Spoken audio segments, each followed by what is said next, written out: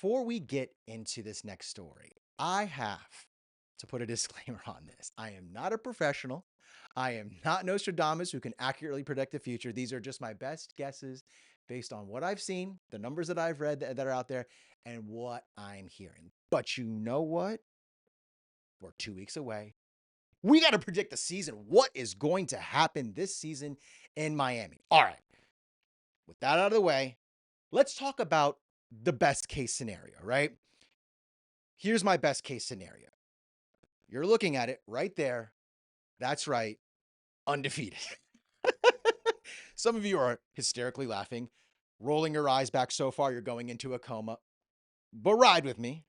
Ride with me for a few seconds, okay? Miami cannot afford to lose more than one conference game all season based on Clemson and SMU's schedule. Those schools being the two other favorites to win the ACC, and we play SMU. So if we lose, they have a tiebreaker. So Miami can't afford to lose it. So in the best case scenario, Miami's going to win out, right? Next, Miami has high probabilities of going undefeated should they get through the first half of their season, the first 6 games. There are 2 out-of-conference games being in the early season, being the first and the fourth game, gives Miami a more favorable chance at winning. Since teams are kind of like brushing off the rust, they're getting into a rhythm. It's easy to jump on teams early in the season. Notre Dame is the first game, and they'll be traveling with an unproven QB, whichever one they choose. We still don't even know. I thought it was going to be Lloyd Carr's grandson. Now it looks like this Menchie kid is doing pretty good, and that they're kind of his style of play is kind of more what they're looking for. So, 2 weeks out, and Notre Dame still doesn't feel really solid about their quarterback, leads me to believe we have a chance there. Not to mention, take a water break.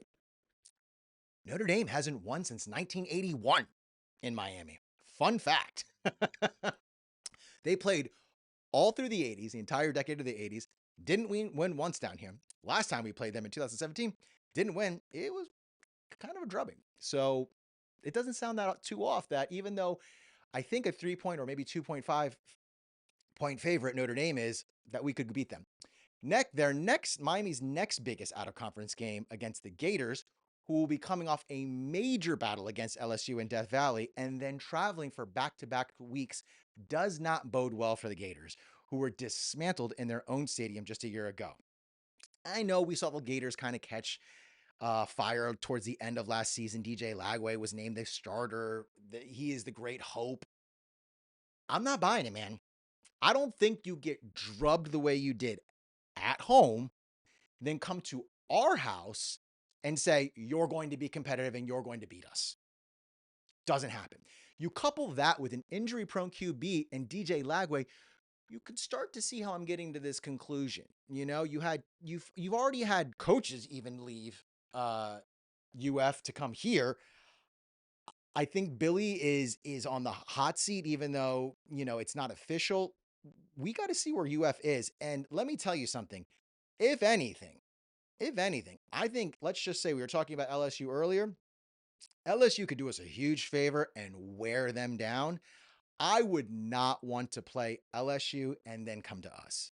That's all I'm saying. I know UF has got one of the hardest schedules in the country, but to say that we'll beat them isn't really that far-fetched and isn't really that hard. Now, on to the next challenge. Sorry, Bethune-Cookman and USF. We all know how those are going to go. Now, FSU, despite having home field advantage, at best, it would be a challenge for maybe half a game.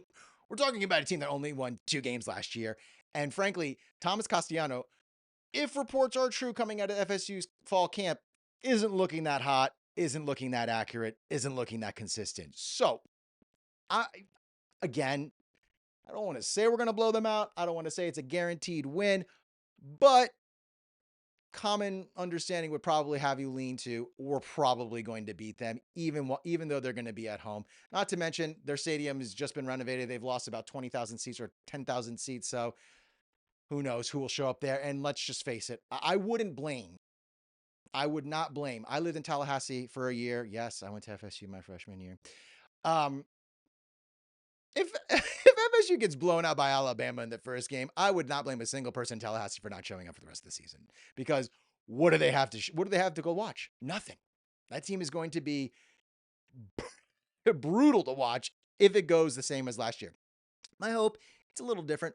Hopefully they improve. Hopefully they gotten some good leadership into that locker room. They've built a culture in there. They can maybe remain competitive. I don't think they will. Next, we look to Louisville, and I think this will actually be a complete reversal given how last year's shootout was.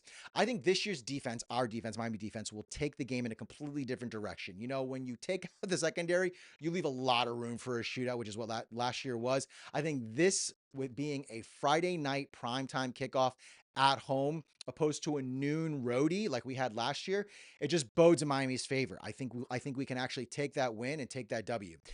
That leaves Miami 6-0 heading into late October, early November. In a best case scenario, I see Miami riding that momentum, learning from last year, locking in, and not taking the foot off the gas until they get to Charlotte. There, they will take on the Clemson Tigers, and will beat them for the ACC championship. I know you think I'm crazy. I'll explain why in my realistic scenario. Let's go to the worst case scenario. This is probably, doesn't sound too bad. 8-4. This is kind of where I would see if all the things fell off, if the wheels fell off this car right now, this is where I would see Miami. Miami would most likely split one of their two toughest out of conference opponents. My belief, the loss probably coming from Notre Dame. I think Notre Dame's the more competitive team compared to UF. I don't think UF has their ducks in a row like Notre Dame does. Not to mention Notre Dame competed for a national championship last year. UF barely competed in the SEC.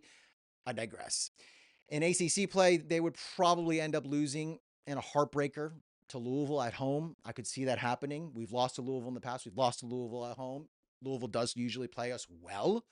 And it being a Friday night game, again, in a worst case scenario, I could see us losing. Next, to SMU. I think we would lose probably to SMU in a tough road loss. You know, it would be the first time we're leaving the state of Florida. You know, maybe the guys don't have their stuff together. You know, maybe that loss to Notre Dame at the beginning of the season kind of doesn't give them that equal footing. Then you couple the left hook from Louisville. I think we'd be stumbling, going into that. So I think a loss to SMU in November in our first roadie. Well, besides, FSU, but FSU is not going to be a road game. Sorry, I just keep thinking about FSU being as terrible as they are. And then finally, I think we would probably lose in one of our two closing road games, either Blacksburg or Pittsburgh, either or. I put Virginia Tech because they played us the hardest. We didn't play Pittsburgh last year. And not only that, but Pittsburgh last year, if they do anything similar to last year, fell off their last 6 games. So you couple that with a Thanksgiving game, kids are getting ready for the holidays, getting ready for finals. I could see us having a better shot at beating Pittsburgh than Virginia Tech. I think Virginia Tech also is a better team. So I think we could lose either or, but as you can see on the schedule right there, I have it as Virginia Tech. Now, God forbid we lose to both, we would end up 7-5. But if that happens, you don't even want to know the can of worms that would probably be open. While 8-4 doesn't sound like a worst case scenario, it would highlight systemic issues that have not only plagued the program, but Mario. Mario, they say Mario can't get it done. This would prove that. While the loss to Notre Dame would be forgiven nationally, the potential losses to Louisville at home would end the winning streak that they started last year. We were undefeated at home last year. And a loss to SMU would be a major red flag as to where the program is compared to a school who was literally in the G5 just 2 years ago. Okay. And then lastly, a late season stumble would once again prove that the Canes can't finish or stay focused late in the season. So this would obviously mean no ticket to Charlotte and another year of insignificance. So 8-4, worst case scenario. Again, this isn't worst possible case scenario. That's not what I'm saying. This is what I think would be the worst case scenario. What I think probabilities would be, what is within the realm of reason. Worst case scenario would be an FSU season, losing every game but 2, right? I just don't see that happening though with the talent that we have. Now, on to my final and most realistic. Now, I originally had this as 10-2. I said my realistic scenario is us going 10-2. I went and made this graphic. I poured over it, went over the numbers, went back, looked at the numbers, and I just couldn't bring myself. I'm realistically thinking our only loss will be either to Virginia Tech or Pitt. I, again, put Virginia Tech for what I mentioned before, but let's go into this, right? Let's go into the most realistic situation. I think this team is solid. I think the team we have is a really good team. I think it's the best team that Mario's had in his stay here. We're going to do a preview in a few weeks leading up to the Notre Dame game of like what you need to know about UM and what you need to know about this squad. But I would even argue that this team is better than last year, right? And I know you're thinking number one offense in the country, yada, yada, yada, yada. I think, yes, we're going to regress offensively. You know, you when you're the number one, you either stay the same or you go down, right? So I think that inevitably we are going to regress a little bit. I don't think the fall is going to be as far as most people think it's going to be. And I think the team, while young and unproven, I think this is a solid, solid, talented team. I think that a lot of people don't realize because they just see freshmen or they just see, redshirt sophomore, that these guys are unproven. They never started. You got to really look at, and this is kind of a teaser for the video we're going to do in a few weeks. Last year was a unique year, not only because of Cam Ward and what he did, but you also have to realize that Dawson really likes to construct his offense around a quarterback and what they're comfortable with. And I think when Cam came in, he made certain relationships. And because he was this one and done kind of quarterback, he really wanted to make sure that he got on with a certain group of guys, which is why you probably didn't see a lot of rotation last year. Well, also, a lot of those guys were older veterans. Dawson and probably Cristobal wanted to make sure they were putting their best players out there, which every team obviously does, but they wanted to make sure that the stars were aligned, right? So that's why you didn't see a lot of rotation of the younger guys last year. I think with this year, not having that luxury of having that many proven veterans who have been in your team, yes, we've got some veterans coming in from the transfer portal, but your homegrown guys like Strep and Horton and George from last year, you don't have that. You've got some more younger guys. And those traits are never sometimes conducive for a perfect season, but I do leave room for high potential. And I am seeing it being as better than 8-4. I could see Miami splitting the Notre Dame and UF games, but again, in my heart of hearts, I really believe we could win both. And that's why I went 11-1. And again, that's why I also said 10-2, it's a realistic number, right? When you think, okay, where's Miami gonna go? Right?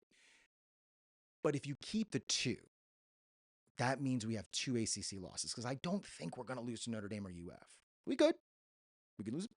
I don't know.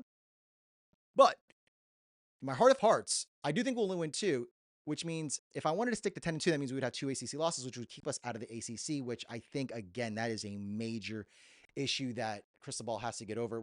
Miami has to get to the Charlotte this year.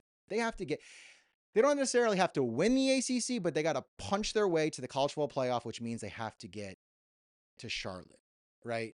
So I only see the one loss coming from either Virginia Tech, or Pittsburgh, and that's literally only because the brunt of our traveling is in the second half of the season.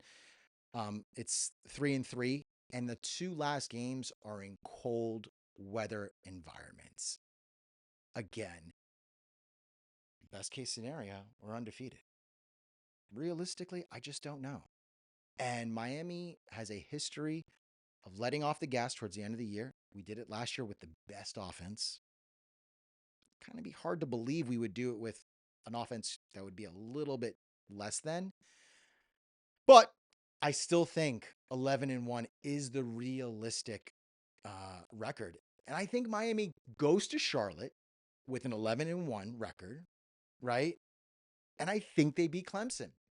I think, and even in the best case and the most realistic case, we get to Charlotte, we beat Clemson. And I know every single person is like, you are a lunatic. You are the biggest homer. You are the craziest person. Hear me out. Okay. Yes, Clemson has all these returners coming back. Yes, Clemson has Cade Klubnik, and he's the greatest quarterback in the ACC according to the pundits and the coaches and whoever. But we beat Clemson 2 years ago with a backup. Okay? With a backup quarterback. Now you're saying, Chris, they got better. We got better. They can get better, but we can't get better? Come on. Come on. Don't come at me with that. Okay? And everyone wants to talk about how we lost Cam Ward and we only got Carson Beck. I'm telling you guys, Carson Beck's the real deal. I believe it. Again, I could be wrong. I want everyone to blow up my comments, blow up this video, tell me I'm a crazy man. But I'm telling you, studs on the O-line, studs in the running back room, great quarterback. And I'm telling you, do not sleep on these wide receivers. I think you put all those together, you have an improved defense. Why can't we compete with Clemson? Why can't we beat them? We beat them before. Why can't we beat them again? Again, I don't think Clemson has gotten that much better in 2 years than us. We were better than them with a backup. Now imagine we're putting in an SEC who was a Heisman hopeful, first round draft pick last year. We're going to get into all the myths about Carson Beck in another video, but either way, I'm telling you, man, Miami beating Clemson, it's not as crazy as you think it will be. It's not that crazy.